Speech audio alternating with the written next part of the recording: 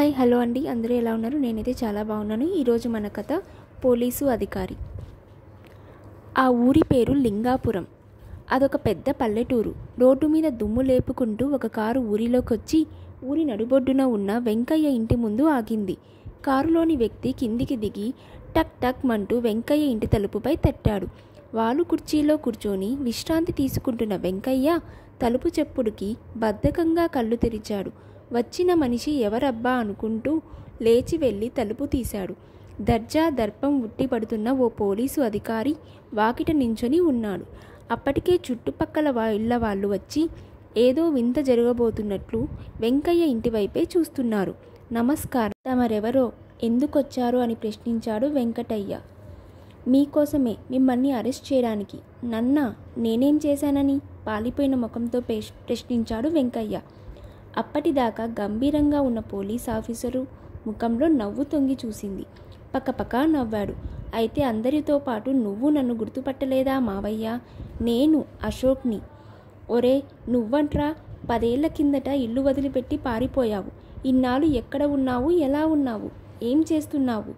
ఆనందంతో ఆశ్చర్యంతో ఏం చేయాలో తోచక ప్రశ్న మీద ప్రశ్న వేయసాగాడు వెంకయ్య.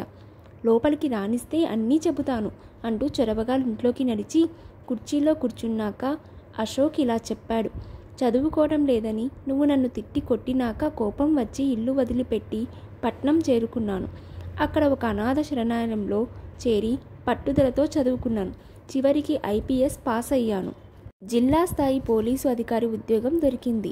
ఇంటి నుండి పారిపోయిన నేరానికి గాను ఏదో ఒకటి సాధించి కానీ తిరిగి ఇంటి ముఖం చూడకూడదని మనసులోనే పంతం పట్టాను. పెద్ద పోలీసు అధికారినై ఇంటికి తిరిగొచ్చాను. అవును, నువ్వు గొప్ప ప్రయోజకుడివయ్యావు. ఇప్పుడు నాకెంతో గర్వంగా ఉంది. నీ తల్లిదండ్రులు బతికుంటే ఎంతో సంతోషించేవారో అంటూ ఆనంద బాష్పాలు కార్చారు వెంకటయ్య.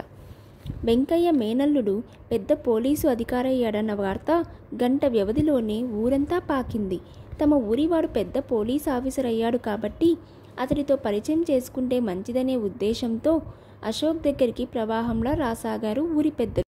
స్కూల్ హెడ్ మాస్టర్ వచ్చి అబద్ధమే అయినా స్కూల్ రోజుల్లో అశోక్ ఎంతటి తెలివితేటలు కనపరిచింది, ఎలాంటి ధైర్య సాహసాలు చూపింది గుర్తు చేసుకొని చివరిగా తన కుమారుడికి పోలీసు కానిస్టేబుల్గా సెలక్షన్ ఇప్పించమని కోరాడు.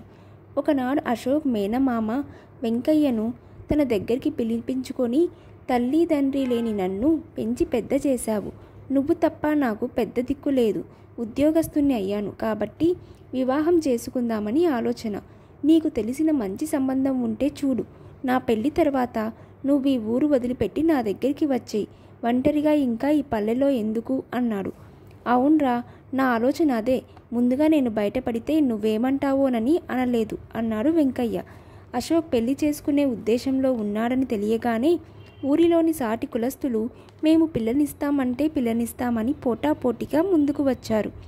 ఊరిలోకెల్లా పెద్ద భూస్వామి అయిన బంగారయ్య తన ఒక్కగానొక్క కూతురికి తగిన సంబంధం కోసం గాలిస్తున్నాడు. ఆయనకు వెదకపోయిన తీగ కాలికి తగిలినట్లుగా అశోక్ కనపడ్డాడు. 1,00,000 కట్నం, భూమి, బంగారం, లాంఛనాలతో పిల్లనివ్వడానికి సిద్ధపడ్డాడు. అశోక్కి బంగారయ్య కూతురు, ఆయన సంబంధము బాగా నచ్చాయి. పెళ్లికి తల ఊపాడు. అశోక్కి సెలవులు ఎక్కువగా లేనందున ముహూర్తం నిర్ణయమైంది. పెళ్లి బట్టలకు ఇతర లాంఛనాలకు 1,00,000 రూపాయలు అశోక్కి ఇచ్చాడు బంగారయ్య. ఇక రాత్రికే పెళ్లి. పూర్తి యూనిఫామ్ ధరించి ఎక్కడికో బయలుదేరుతున్నాడు అశోక్. కూర్మయ్య రెస్ట్ హౌస్ నుండి అప్పుడే బయటకు వచ్చాడు.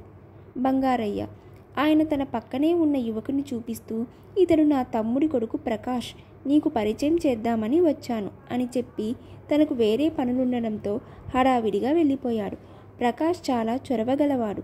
తనకు IPS చదవాలనుందని, అది ఎలా చదవాలి, ఎక్కడ చదవాలి, ట్రైనింగ్ ఎక్కడ జరుగుతుంది అన్న వివరాలన్నింటినీ తెలుసుకున్నాడు. అన్నిటికీ ఓపిక బదులిచ్చాడు అశోక్. అశోక్తో మాట్లాడుతూనే ఉన్న ప్రకాష్ కళ్ళు ఆ గదినంతటిని పరిశీలిస్తూనే ఉన్నాయి. ఉన్నట్లుండి అతడికి పెద్ద పెట్టున దగ్గు వచ్చింది. నోటికి చెయ్యి అడ్డు పెట్టుకొని బయటికి నడిచాడు. గది బయటకు వస్తూనే మెరుపు వేగంతో తలుపులు 2 దగ్గరికి లాగి గడియ పెట్టేశాడు. ఆకస్మిక పరిమాణానికి అశోక్ దిమ్మెరపోయాడు. What is this? నేనెవరనుకుంటున్నావు? తలుపు తీ, లేదంటే నీ అంతు చూస్తాను అంటూ కేకలు వేశాడు. నువ్వు ఎవరన్నది నాకు బాగా తెలుసు. తెలియంది ఈ ఊరి వాళ్ళకే అంటూ ప్రకాష్ అశోక్ అరుపులను లెక్క చేయకుండా కుర్మయ్య ఇంటిలోకి వెళ్ళి అక్కడి నుండి ఫోన్ చేసి బంగారయ్యను ఎస్ఐ జంబులింగాన్ని రమ్మని చెప్పాడు. అశోక్ గదిలో బందీగా ఉండడం చూసి గాబరాగా గుండెలు బాదుకున్నాడు బంగారయ్య. పై అధికారికి అవమానం జరిగిందనే భయంతో బేజారెత్తిపోయాడు జంబులింగం. వారిద్దరినీ శాంతింపజేసి ప్రకాష్ ఇలా చెప్పాడు. పెద్ద పోలీస్ ఆఫీసర్నని చెప్పుకుంటున్న ఈ అశోక్ నిజానికి పచ్చి మోసగాడు.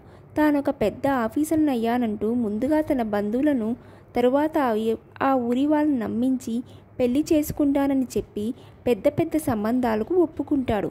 ఆ తరువాత వీలును బట్టి పెళ్లికి ముందు తరువాతో అందినంత సొమ్ముతో ఉడాయిస్తాడు.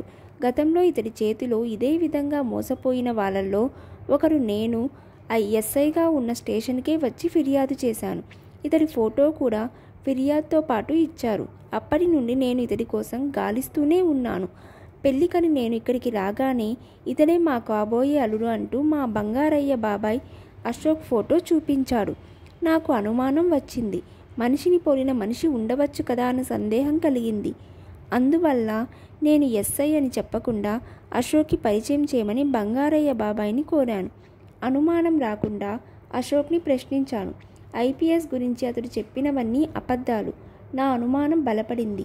ఇదే కాక అశోక్ ధరించిన పోలీసు డ్రెస్సు మీద అధికార చిహ్నాలు అతడిని ఒక ఎస్పీ ర్యాంకులో ఉన్నట్లు చూపిస్తున్నాయి.